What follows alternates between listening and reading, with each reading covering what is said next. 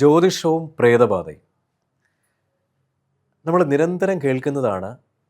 പലരുടെയും ലൈഫിൽ പല പ്രശ്നങ്ങൾ വരുന്ന സമയത്ത് പല ജ്യോതിഷന്മാരെ കാണാൻ പോകുമ്പോൾ നിങ്ങളുടെ ജാതകത്തിൽ നോക്കുന്ന സമയത്ത് നിങ്ങൾക്ക് ഗുളികൻ്റെ അംശമുണ്ടോ എന്ന് പറയുന്നു, ഗുളികൻ്റെ സാന്നിധ്യം കാണുന്നു എന്ന് പറയുന്നു.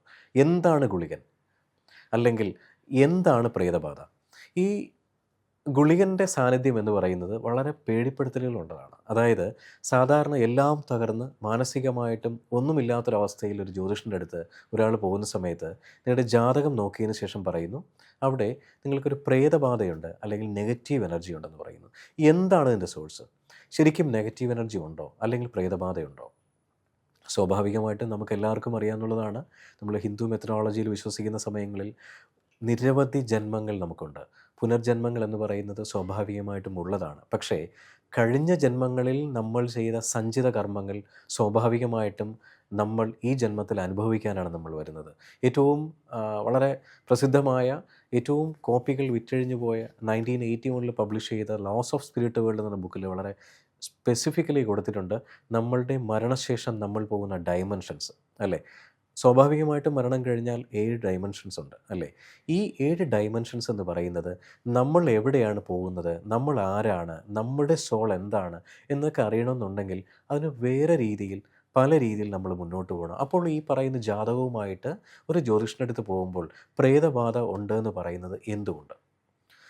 2 വഴികളാണുള്ളത്. ഒന്ന്, പൂർണ്ണമായിട്ടും കമേഴ്ഷ്യലി അവർ പ്രേതബാധ ഉണ്ടെന്ന് പറയുന്ന ഒരു വിഭാഗമുണ്ട്. അവിടെ പൂർണ്ണമായിട്ടും പേടിപ്പെടുത്തലുകളിൽ കൂടെ നമ്മൾ ഒരു പൈസ ഇൻവെസ്റ്റ് ചെയ്ത് അത് മാറ്റിവിടുക എന്നുള്ളതാണ്. രണ്ടാമത്തെ കേസ് എന്ന് പറഞ്ഞാൽ നിങ്ങൾക്ക് എന്തെങ്കിലും നെഗറ്റീവ് എനർജി ഉണ്ടാകാം. ജാതകം നോക്കിയാൽ മനസ്സിലാവുമെന്ന് ചോദിച്ചു കഴിഞ്ഞാൽ അതിന് ഒരുപാട് കോൺട്രവേഴ്സിയും ഒരുപാട് കോംപ്ലിക്കേഷൻസും ഉണ്ട്. അതിനു പുറമെ പ്രശ്ന നിവാരണ പല രീതിയിൽ പല വഴിയും കാണുന്ന ഒരുപാട് ജ്യോതിഷന്മാരാണ്. പ്രശ്നം വയ്ക്കുക എന്നൊക്കെ പറയുന്നില്ലേ?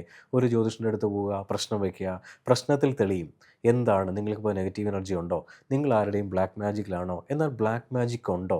ബ്ലാക്ക് മാജിക് എന്ന് പറയുന്നത് ഈ നോർത്ത് ഇന്ത്യയിൽ അതിവിപുലമായി, കേരളത്തിലും അതിപ്രശസ്തമായി നിൽക്കുന്ന ഒരു കൂടോത്ര സിസ്റ്റം. പക്ഷേ എല്ലാവരും അതിനകത്ത് ഇൻവോൾവ് ആണോ? അങ്ങനെ എല്ലാവർക്കും എല്ലാവരും ചെയ്യാൻ കഴിയുമോ? ഇങ്ങനെ നിരവധി ക്വസ്റ്റ്യൻസ് നമ്മുടെ മനസ്സിനകത്തുണ്ട്. സ്വാഭാവികമായി പ്രകൃതിയിൽ പോസിറ്റീവ് എനർജിയോടൊപ്പം നെഗറ്റീവ് എനർജിയുമുണ്ട്. നെഗറ്റീവ് എനർജിയെ പൂർണ്ണമായിട്ടും നമ്മുടെ കോൺഫിഡൻസോടുകൂടി വലിയ സ്പെൻഡമൊന്നും ഇല്ലാതെ നല്ലൊരു ക്വാളിഫൈഡ് ആയ ഒരു ദൈവജ്ഞൻ്റെ അടുത്ത് എത്തുകയാണെങ്കിൽ മാറ്റാൻ കഴിയും. പക്ഷേ ഈ പ്രേതബാധ അല്ലെങ്കിൽ ഇങ്ങനത്തെ ദോഷങ്ങൾ എങ്ങനെയാണ് വരുന്നത്? സ്വാഭാവികമായും നമ്മൾ പേടിക്കുന്ന സമയങ്ങളിൽ ഇങ്ങനത്തെ പല സംഭവങ്ങൾ നമ്മളിലേക്ക് വരാം. കാരണം മനുഷ്യനാണ്, ഏത് സമയത്തും പേടിക്കാം. പേടിക്കുന്ന സമയത്ത് ഒരു എനർജി നമ്മുടെ മീഡിയത്തിലേക്ക് കയറാൻ വലിയ സമയമൊന്നും വേണ്ട. പക്ഷേ ഈ പറയുന്ന പ്രേതബാധകൾ എങ്ങനെയാണ് നമ്മുടെ ശരീരത്തിലേക്ക് വരുന്നത്? മരണം കഴിഞ്ഞാൽ മോക്ഷപ്രാപ്തിയിലേക്ക് പോകാത്ത ഒരുപാട് ആത്മാക്കളുണ്ട്, അല്ലേ? ഈ ആത്മാക്കൾ സ്വാഭാവികമായിട്ടും ഈ പ്രകൃതിയിൽ തന്നെയാണ് അലഞ്ഞു തിരിഞ്ഞ് നടക്കുന്നത്. നമ്മൾ നമ്മുടെ കുട്ടിക്കാലങ്ങളിലോ നമ്മൾ കഴിഞ്ഞുപോയ സമയങ്ങളിൽ ഉണ്ടായിരുന്ന പഴയ ഇൻസിഡൻ്റ് ഓർമ്മിച്ചാൽ മതിയാവും. ഏതെങ്കിലും മെഡിക്കൽ കോളേജിൻ്റെ ഭാഗങ്ങളിലൂടെ പോകുന്ന സമയത്ത് ഒരു വിളികൾ കേൾക്കാറുണ്ട് രാത്രി, അല്ലെങ്കിൽ ഗ്രേവിയാർഡിൻ്റെ സെമിത്തേരികൾ പോകുന്ന സമയങ്ങളിൽ പല പല സൗണ്ടുകളും ഒക്കെ കേൾക്കാറുണ്ട്. പക്ഷേ ഇത് ശരിക്കും പേടിപ്പെടുത്തുന്നതാണോ, അതോ നമുക്ക് തോന്നുന്ന ഒരു സാങ്കല്പികം മാത്രമാണോ? ഈ മരണശേഷം സാധാരണ അല്ലാത്ത മരണം നടന്ന് പോകുന്ന ആൾക്കാർ, ഈ ആത്മാക്കൾ വളരെ പെട്ടെന്ന് മോക്ഷപ്രാപ്തിയിലേക്ക് പോകില്ല. അവർ ഈ പ്രകൃതിയുടെ പല ഭാഗങ്ങളിലും അലഞ്ഞിരിഞ്ഞ് നടക്കും. ഇവരെ മോക്ഷപ്രാപ്തിയിലേക്ക് കൊണ്ടുപോകാൻ സമയമെടുക്കും. നമ്മൾ ഈ മരണം കഴിഞ്ഞ് പോകുന്ന തലങ്ങളെന്ന് പറഞ്ഞില്ലേ, 1, 2, 3, ഈ 3 റിലംസിലും പോയി ജീവിക്കുന്ന ആത്മാക്കളെന്ന് പറഞ്ഞാൽ വളരെ മാനുഷികപരമായി ഇവിടെ വളരെ രീതിയിൽ ക്രിമിനലായി ജീവിക്കുന്ന പല ആൾക്കാരായിരിക്കും. ഇവർ മരണശേഷം ഇവർക്ക് മോക്ഷം പെട്ടെന്ന് കിട്ടണമെന്നില്ല. ഇവർ വീണ്ടും അടുത്ത തലം 4, 5, 6, 7 എന്ന റിലംസിലേക്ക് പോകണമെന്നുണ്ടെങ്കിൽ, ഈ 7 റിലംസാണുള്ളത് മരണശേഷം. ഈ തലങ്ങളിലേക്ക് പോകണമെന്നുണ്ടെങ്കിൽ അവർ വീണ്ടും റീബർത്ത് എടുക്കണം, അല്ലെങ്കിൽ യുഗാന്തരങ്ങളോളം ആ പറയുന്ന തലത്ത് ജീവിച്ച് ആ കർമ്മങ്ങൾ കഴിഞ്ഞ് അടുത്ത ഡയമെൻഷൻസിലേക്ക് പോകുന്നതിന് പകരം ഹയർ സോൾസിൻ്റെ സപ്പോർട്ട് കൂടി മാത്രമാണ് ഈ പറയുന്ന ആത്മാക്കൾ വീണ്ടും പുനർജന്മമെടുത്ത് നമ്മുടെ ഭൂമിയിലേക്ക് വരുന്നത്. ഈ ഭൂമിയിൽ പുനർജന്മം എടുക്കാൻ വരുന്ന സമയത്ത് ഓൾറെഡി പ്രീ ഡിസൈഡഡ് ആണ് എന്തൊക്കെ അസുഖം നമുക്ക് വരും, അല്ലെങ്കിൽ നമ്മൾ എന്തൊക്കെ പ്രശ്നങ്ങൾ അനുഭവിക്കും. ഈ പ്രശ്നങ്ങളെല്ലാം നമ്മൾ അനുഭവിച്ച് നമ്മുടെ കർമ്മത്തിനെ നമ്മൾ ബാലൻസ് ചെയ്ത് മുന്നോട്ട് പോകുമ്പോഴാണ് നമ്മുടുത്തെ കർമ്മം ഇവിടെ കഴിയുകയും നമ്മൾ അടുത്ത ഡയമെൻഷൻസിലേക്ക് പോവുകയും ചെയ്യുന്നത്. അങ്ങനെ പർപ്പസ്ഫുള്ളി നമ്മളായിട്ട് ഒരു അമ്മയെയും അച്ഛനെയും ഒരു ആത്മാവ് സെലക്ട് ചെയ്താണ് ഭൂമിയിൽ ജന്മമെടുക്കുന്നത്.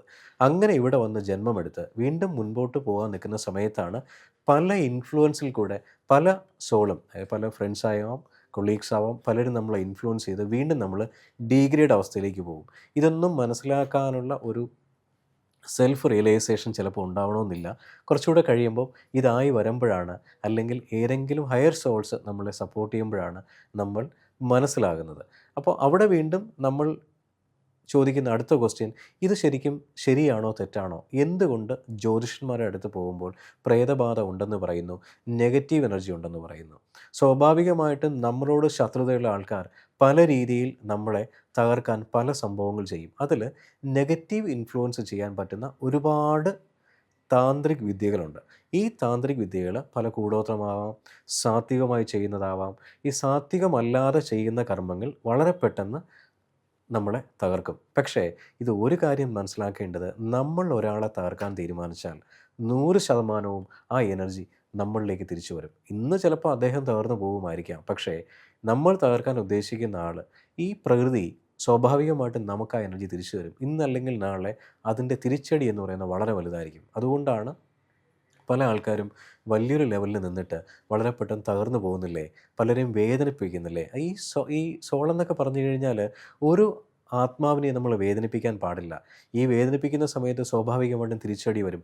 ഇങ്ങനത്തെ തിരിച്ചടികളായിരിക്കാം ചിലപ്പോൾ ഇന്ന് നമ്മൾ അനുഭവിക്കുന്ന പല കർമ്മത്തിൻ്റെയും പല സംഭവത്തിൻ്റെയും കോസ് എന്ന് പറയുന്നത്. ഇതാണ് നമ്മളൊരു ജ്യോതിഷൻ്റെ അടുത്ത് പോകുമ്പോൾ, നിങ്ങൾ കഴിഞ്ഞ ജന്മങ്ങളിൽ ചെയ്ത പ്രശ്നങ്ങൾ കൊണ്ടാണ് ഈ ജന്മത്തിലേക്ക് നിങ്ങളിത് അനുഭവിക്കുന്നു എന്ന് പറയുന്നു. അപ്പോൾ കഴിഞ്ഞ ജന്മം നമ്മൾക്ക് എങ്ങനെ മനസ്സിലാക്കാം? ഇവിടെ ഒരുപാട് മെക്കാനിസം ഉണ്ട്.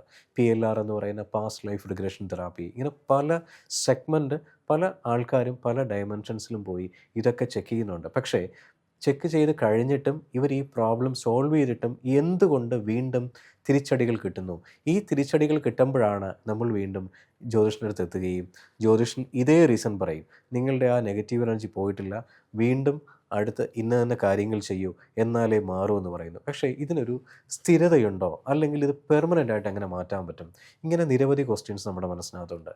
അതിന് ആദ്യം നമ്മൾ ചെയ്യേണ്ട സംഭവം എന്ന് പറഞ്ഞു കഴിഞ്ഞാൽ, നമ്മളുടെ ജാതക വിശകലനം ചെയ്യുന്ന സമയത്ത് ഇത് എന്തുകൊണ്ടാണ് ഇങ്ങനൊരു നെഗറ്റീവ് എനർജി ഉണ്ടോ എന്ന് നിങ്ങൾക്ക് തോന്നിയത് എന്നൊരു ജ്യോതിഷനോട് നമ്മൾ ആദ്യം ചോദിക്കുക. ചോദിച്ചതിന് ശേഷം ഇതിൻ്റെ കോസ് എല്ലാം കണ്ടുപിടിച്ചിട്ട് നമ്മൾ വീണ്ടും ഒരു ജ്യോതിഷനെ ഒരു സെക്കൻഡ് ഒപ്പീനിയൻ എടുക്കുക. നിങ്ങൾക്ക് അതിലും സാറ്റിസ്ഫാക്ഷൻ ആയിട്ടില്ല എന്നുണ്ടെങ്കിൽ മൂന്നാമതൊരു ഒപ്പീനിയൻ എടുക്കുക. 3 ജ്യോതിഷം നമ്മൾ കണ്ടു കഴിഞ്ഞാൽ പൂർണ്ണമായിട്ടും നമുക്കതിൽ നിന്നും ഒരു യുണീക്ക് ആൻസർ കിട്ടും. ഈ യുണീക്ക് ആൻസറിൽ നിന്ന് മാത്രം അടുത്ത രീതിയിൽ സ്റ്റെപ്പ് എടുത്ത് മുന്നോട്ട് പോവുക. ഇന്ന് അതിപ്രശസ്തമായ ഒരുപാട് മഹാക്ഷേത്രങ്ങളും സാധാരണ ക്ഷേത്രങ്ങളും ഉള്ള ഒരുപാട് സ്ഥലങ്ങളുണ്ട്. അതിൽ ചില മഹാക്ഷേത്രങ്ങളിൽ പോകുമ്പോൾ നമ്മുടെ ബോഡിയുടെ എനർജി വളരെ അടുത്ത ലെവലിലേക്ക് പോകും. എന്തുകൊണ്ട്? ആ ക്ഷേത്രത്തിനകത്തിരിക്കുന്ന മൂർത്തിയുടെ എനർജി അത്രയും വളരെ വലുതാണ്. എല്ലാ ദിവസവും അഭിഷേകവും, എല്ലാ ദിവസവും പൂജയും, എല്ലാ ദിവസവും താന്ത്രിക കർമ്മങ്ങളും കാര്യങ്ങളും ചെയ്ത് മുന്നോട്ട് പോകുന്ന സമയത്ത് നമ്മൾക്കുണ്ടാകുന്ന നെഗറ്റീവ് ഒരു പരിധിവരെ ബാലൻസ്ഡ് ആയി പോകും. പക്ഷേ അതിലും തീരാത്ത കേസുകളാണ് ഇതുപോലത്തെ പ്രശസ്തന്മാരായ, അല്ലെങ്കിൽ വിധികൾ പ്രോപ്പറായിട്ട് അറിയാൻ കഴിയുന്ന ഒരു താന്ത്രിക കർമ്മങ്ങൾ ചെയ്യുന്ന ഒരു ദൈവത്തിൻ്റെ അടുത്തെത്തി നിങ്ങൾ പൂർണ്ണമായിട്ടും ചെയ്ത് മാറ്റിക്കഴിഞ്ഞാൽ നിങ്ങൾക്ക് 100% ലൈഫ് അടുത്ത ലെവലിലേക്ക് പോകാൻ പറ്റും. ഇവിടെ ആദ്യം വേണ്ടത് പേടിയല്ല, ഒരു തിരിച്ചറിവാണ്. ഒരു ജ്യോതിഷൻ അങ്ങനെ പറഞ്ഞു എന്ന് പറഞ്ഞ് നിങ്ങളുടെ ലൈഫിനകത്തൊന്നും സംഭവിക്കാൻ പോകുന്നില്ല. അവിടെ ആദ്യം മനസ്സിലാക്കേണ്ടത്, നമ്മൾ കഴിഞ്ഞ ജന്മത്തിൽ അനുഭവിച്ച പാപങ്ങൾ, കഴിഞ്ഞ ജന്മത്തിൽ നമ്മൾ ചെയ്ത പാപങ്ങൾ തീർക്കാൻ വേണ്ടി ഈ ജന്മം നമ്മളെടുത്ത് നമ്മളായിട്ട് സെലക്ട് ചെയ്ത് ഇവിടെ വരുന്നു.